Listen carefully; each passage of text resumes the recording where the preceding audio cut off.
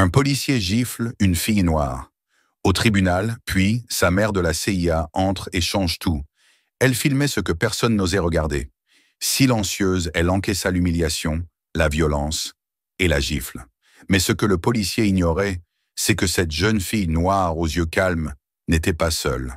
Derrière la porte du tribunal, une ombre surveillait chaque geste, chaque mot. Une mère. Mais pas n'importe laquelle. Une agente de haut rang de la CIA, prête à tout pour faire tomber l'homme qui venait de frapper sa fille. Abonnez-vous pour plus d'histoires vraies qui choquent, inspirent et changent le monde. Amira Dawson, 14 ans, se tenait dans la salle d'audience, droite comme une flèche. Sweat bleu, regard calme, téléphone confisqué. Elle avait filmé une interpellation musclée dans son lycée. Un officier blanc plaquant son camarade noir au sol. Ce film, elle ne l'avait pas partagé. Elle l'avait simplement montré à la principale. Mais la vidéo avait fuité.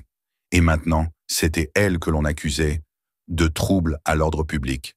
Le policier sur le banc des témoins, l'officier Darrell Monks, jurait qu'elle avait menti, manipulé, exagéré. Et quand Amira, confiante, osa murmurer « Ce que j'ai filmé était la vérité », il explosa. Il s'avança vers elle. Il cria, et sous les regards glacés des jurés, il la gifla. Tout le monde resta figé. Le juge hésita. L'assistante du procureur détourna les yeux. Personne ne bougea. Pas même Amira. Elle se contenta de relever la tête, lentement. Elle regarda l'homme droit dans les yeux. « Vous venez de signer votre fin », murmura-t-elle. Derrière les vitres teintées de la salle d'attente, Nadja Dawson reçut le signal.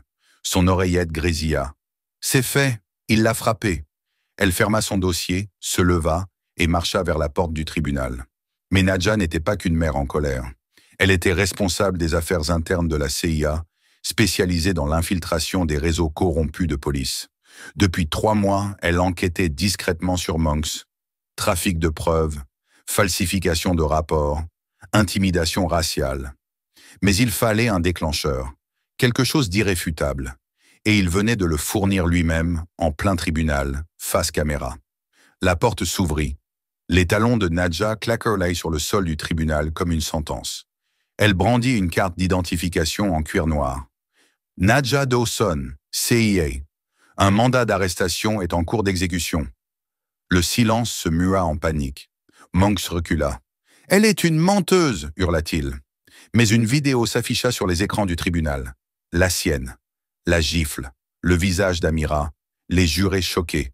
Et surtout, le micro-cravate caché dans le col d'Amira, enregistrant tout depuis le début.